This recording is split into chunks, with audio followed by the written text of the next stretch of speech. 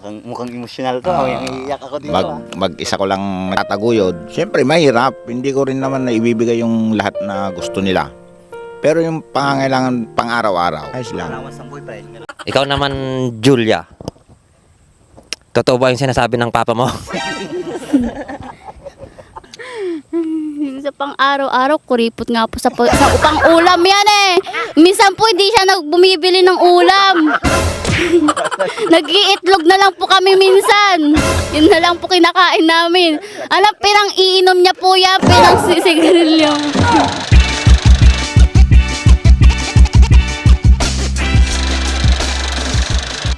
Muli na, wen. Talagang nga tumangkin. Mukti agas na. Bildat nga na lang baga. Bildat. Interview tataboy. Ni Franz and one and only daughter na. Talaga, madasi ka na dati na eh. Tinagaya magitingan.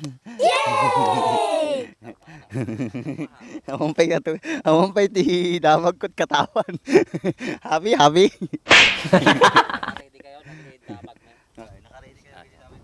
Naka-ready kayo agad di damag mine? Oh my God! Okay ulit? Hindi pa po. Hindi pa. Dapat muna bago sagot. Sige, damag pa lang ka ng bago sagot. Okay. What do you do in living?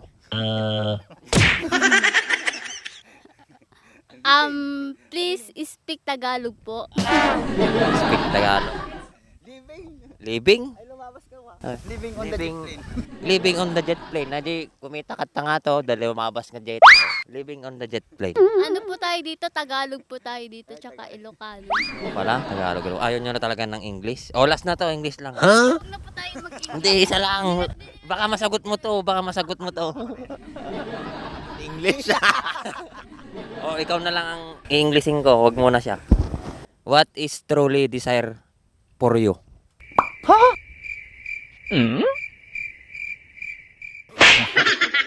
Tama na, may basigan. Tagalogin ko lang ano ko na. Ikaw muna kasi ikaw yung father. Bilang isang ama, natutugunan mo ba ng maayos ang iyong anak? Na ibibigay mo ba ang mga pangangailangan niya? Yan. Siyempre, bilang isang ama, may 3 akong anak. 3 sila eh. Mukhang emosyonal to. Iiyak ako dito.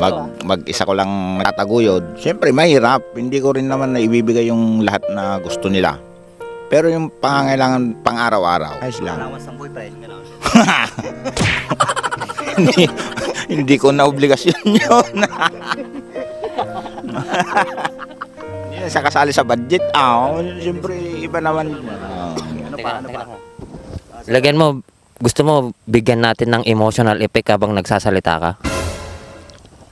Pwede rin. Ano bang klaseng effect? Basta seryosohin mo yung sinasabi mo. Yun. Sa yung mga anak, anong masasabi mo? Yun nga, mahirap bilang isang ama, mag-isang nagtataguyod. Yun na yun. Yun na daw po. Narinig nyo naman po yung sinabi niya. Basta, yun na yun. Ikaw naman, Julia. Totoo ba yung sinasabi ng papa mo?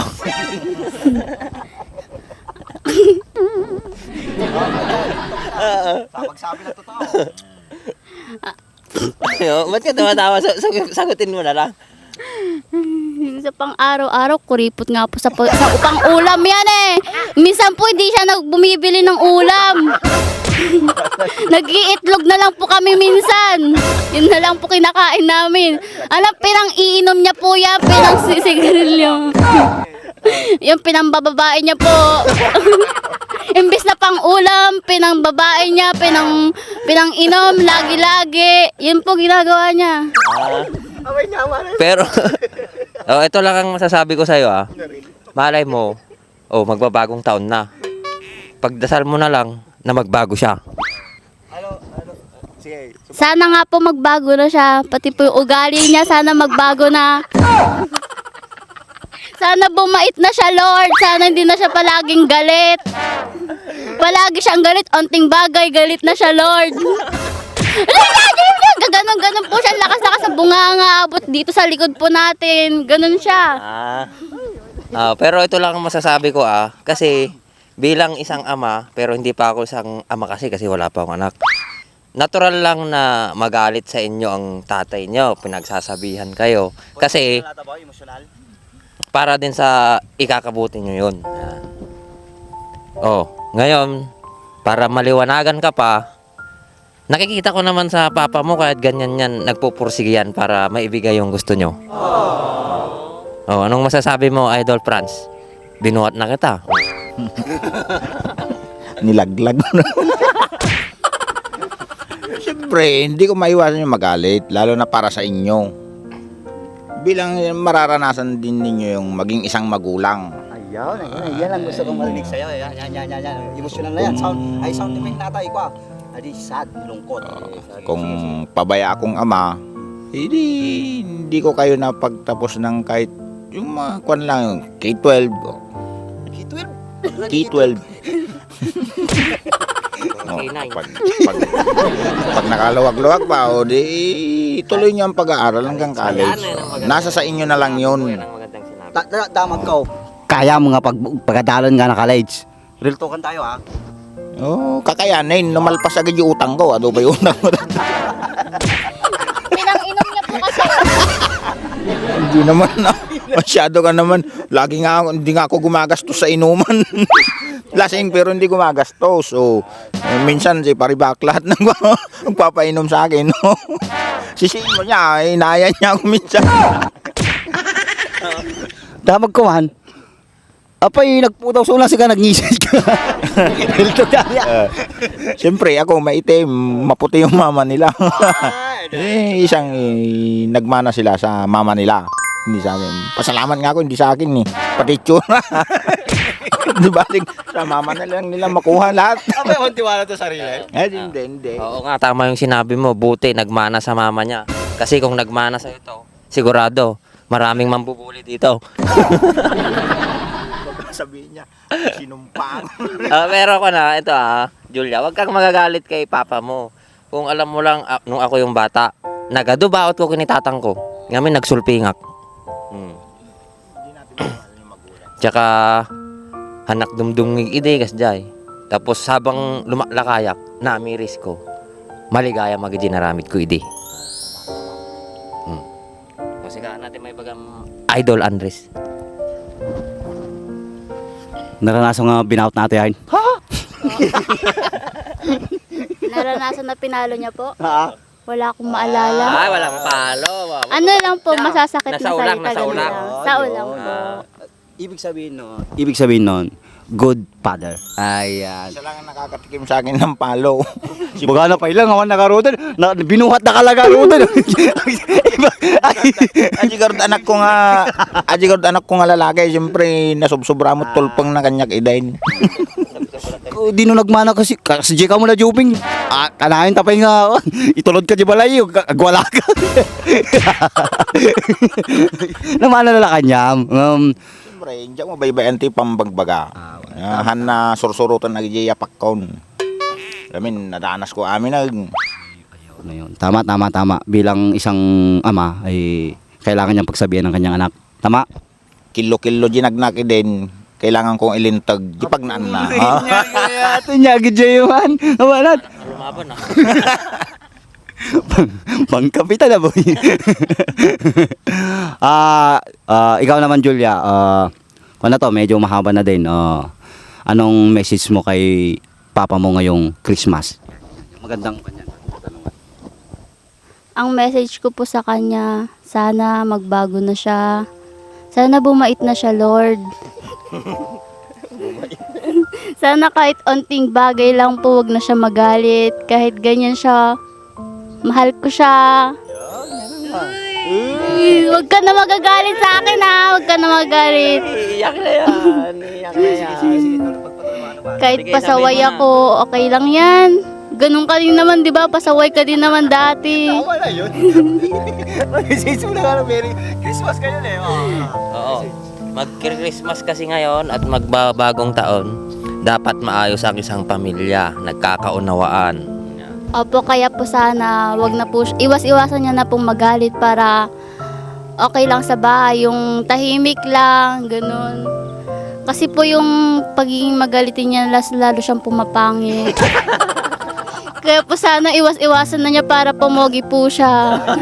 Tama yung sinabi niya. Okay na yun. O, ikaw naman, Franz.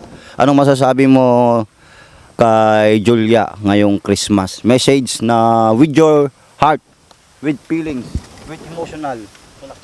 Siyempre ito, laging makinig sa akin. Hindi naman ako nagsasabi sa inyo na ikakapahamak nyo. Yun lang, para hindi na ako magalit at hindi ako pumangit. Para sa inyo din lahat ng sinasabi ko, yun lang. Okay. Total, may tanong ka ba? May Meron habol pa daw. Sige. Ito, para sa ito, Julia.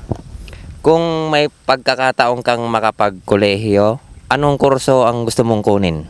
Kurseng. HM po. HM? What is HM? Ano dyan? Human Resources? HM ba? Ay, madi, HR gaya majay. Hospital management po. Ay, hospital management. Tama yung kukunin mo.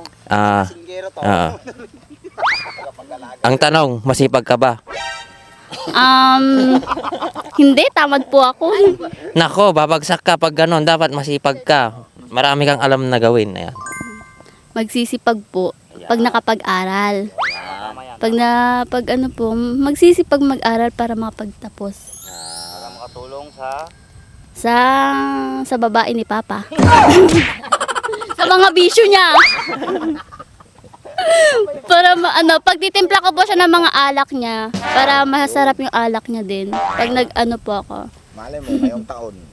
Punay nagsurti ka mga aman.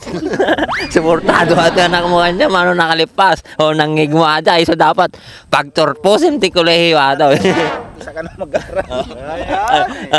Para lang sa mga alak ko. Patikim naman lang ko, hindi puro tubay ito. Hindi. Ulitin ko. Seryosong tanong Seryosong tanong to. Ano ang unang-una mong gagawin pag nakapagtapos ka ng pag-aaral?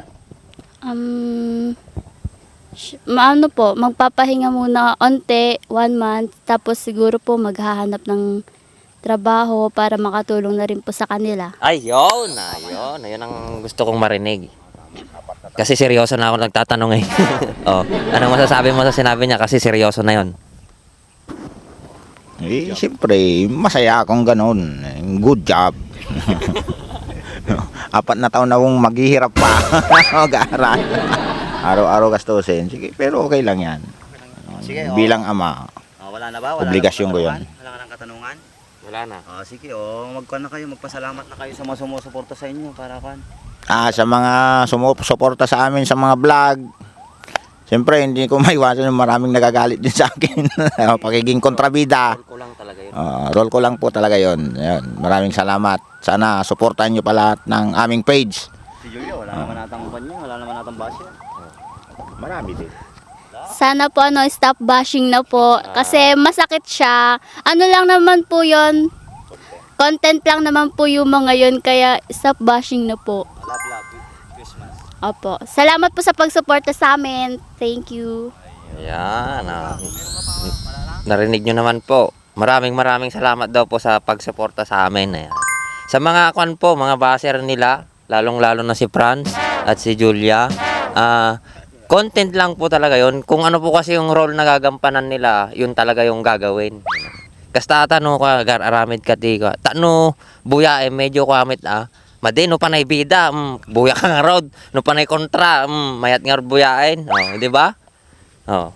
Di ba, Idol Andres, ikaw nga magpaliwanag. Huwag kang magagalit Tama naman yun, Idol. Parang pelikula lang yan. May bida, may kontrabida.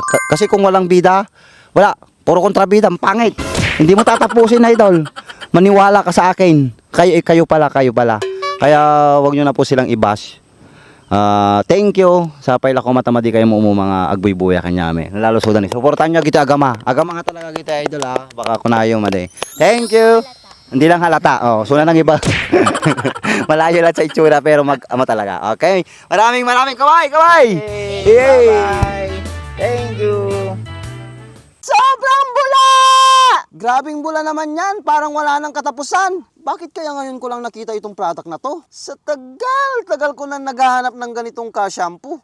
Dito ko lang pala makikita. Pinakikilala ko nga pala itong GR4 Car Shampoo. Extremely foamy car shampoo na siguradong magpapalinis sa inaalagaan mong sasakyan. Ang dami ko nang nagamit na ibang brand, pero dito lang ako napabilib.